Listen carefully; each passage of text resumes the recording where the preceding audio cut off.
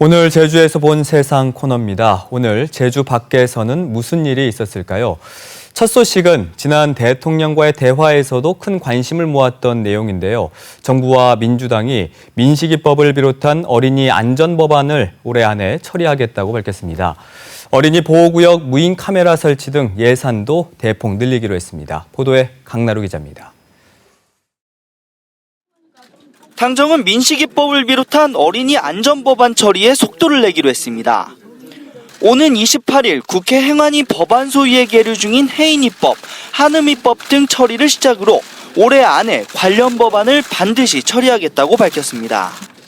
민주당 이인영 원내대표는 국민 관심이 높은 지금이 법안의 적기라면서 앞으로는 아이들 이름을 딴 법이 필요 없도록 법과 제도를 개정하겠다고 했습니다. 당정은 스쿨존 안전 강화 예산도 추가 확보하기로 했습니다. 어린이 보호구역 내 과속 카메라 및 신호등 설치를 위하여 2020년 예산안에 1,000억 원 규모의 예산을 증액하기로 하였습니다. 어린이 보호구역에 무인 카메라 8,800대, 신호등 11,000여 개를 3년 동안 순차적으로 설치하기로 했습니다. 보호구역 내 안전표지와 과속 방지턱 등도 현재 350여 개에서 50% 이상 늘립니다. 오늘 회의에는 안전사고로 어린 자녀를 잃은 부모들이 참석해 신속 처리를 호소했습니다. 나랑은 다른 얘기가 아니다라고 이렇게 생각하지 마시고 정말로 우리 아이들을 위한 거니까 조금만 더 관심을 가져주셨으면 좋겠어요. 스쿨존 단속 카메라 설치를 의무화하는 이른바 민식이법은 지난주 행안위 법안 소위를 통과했지만 어린이 안전사고 시 응급조치를 의무화하는 해인이법, 통학버스의 안전사각지대 해소를 위한 태호 유찬이법은 모두 소관 상임위에 머물러 있습니다. KBS 뉴스 강나루입니다. 국내 기혼 여성 가운데 경력 단절 여성 비율이 처음으로 10%대로 떨어졌습니다. 제주가 경력 단절 여성 비율이 가장 낮았는데요. 여성들이 일을 그만두는 이유로는 육아가 결혼을 제치고 처음으로 1위에 꼽혔습니다. 오수호 기자가 보도합니다. 15세에서 54세 기혼 여성 가운데 경력이 단절된 여성은 19.2%로 집계됐습니다. 경력 단절 여성은 지난해보다 14만 8천 명이 줄었고 비율도 1.3%포인트 떨어졌습니다. 경력 단절 여성 비율이 10%대로 떨어진 건 2014년 통계 작성 이후 처음입니다. 통계청은 이를 그만두지 않고 어떻게든 직장을 유지하는 여성이 많아진 것으로 보인다고 해석했습니다.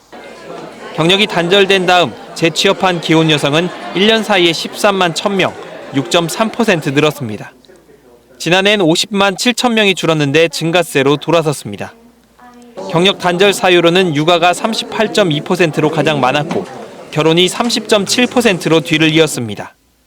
줄곧 결혼이 경력 단절 사유 1위였는데 처음으로 역전된 겁니다. 자발적인 선택보다는 일, 가정 양립의 어려움 등 때문에 경력이 단절된 여성이 더 많은 것으로 풀이됩니다.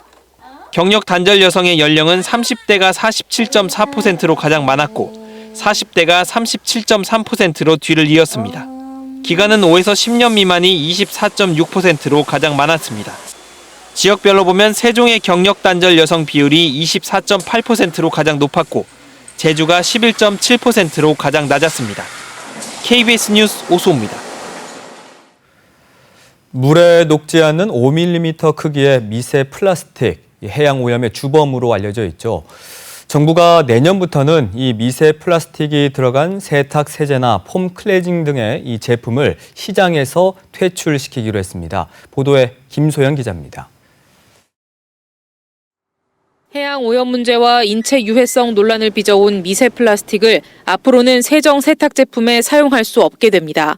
환경부는 오늘 이 같은 내용을 담은 고시 개정안을 내일부터 20일간 행정 예고한다고 밝혔습니다.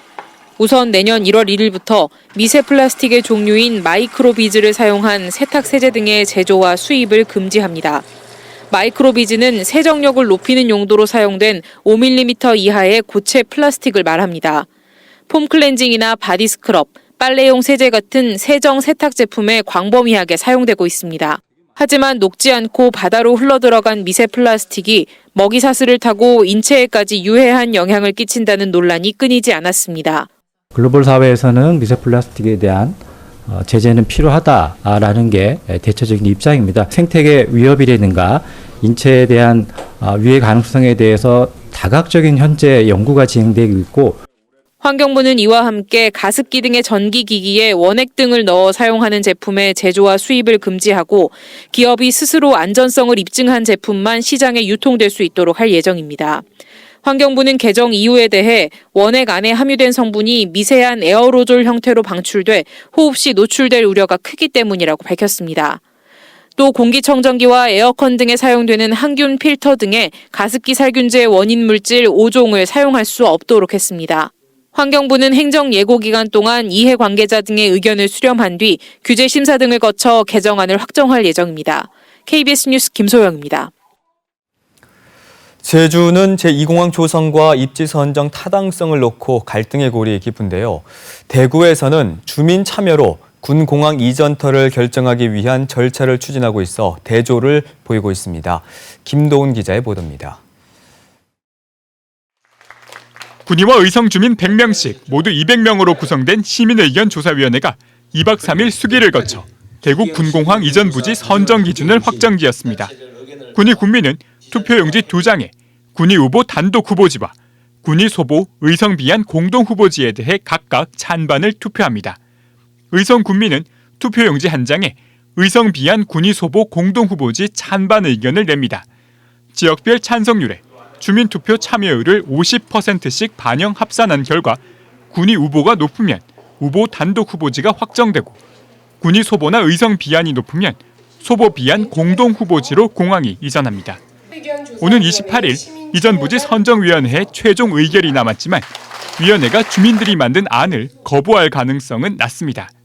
이 전문가들도 생각하기 어려운 그런 내용들을 질문도 많이 했고 또 의견도 많이 냈기 때문에 저는 이 수기형 시민조사가 굉장히 중요하지 않나. 대구시와 경북도는 선정 과정의 논란이 해결된 것으로 보고 실무 작업에 속도를 낸다는 입장입니다. 주민공청회를 실시를 하고 주민투표 절차를 진행해서 내년 1월 21일 날 최종 이전지가 선정이 됩니다. 선정 기준을 정하며 큰 산을 넘은 공항 이전 작업. 내년 1월 최종 후보지를 결정짓는다는 계획이 막판까지 순조롭게 진행될지 주목됩니다. KBS 뉴스 김도훈입니다. 6.25 전후 전북 전주형무소에서는 4.3에 연루된 제주도민을 비롯한 많은 수감자들이 이념 분쟁에 휩쓸려 학살됐는데요. 이 희생자들의 유해를 찾기 위한 발굴 작업이 지난 8월부터 시작돼 참혹했던 당시의 상황이 조금씩 드러나고 있습니다. 조경모 기자입니다. 전주 도심에 자리한 황방산.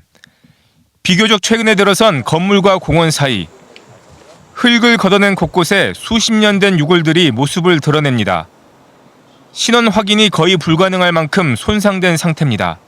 분필처럼 아주 바스라집니다. 그렇기 때문에 DNA 분석이나 그런 분석은 어려운 상태고, 한국전쟁 직후 1,400여 명의 수감자들이 재판도 거치지 않고 학살된 곳입니다.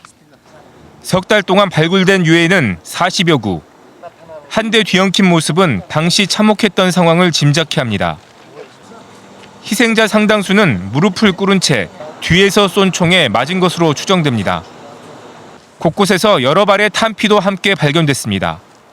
모든 학살 현장에서 거의 나타나는 그런 현상인데, 대개 죽었는지 안 죽었는지 다시 확인하는 차원에서 확인 사살을 하고, 좌익과 연관됐다며 정식 재판도 거치지 않고 억울한 죽임을 당해야 했습니다.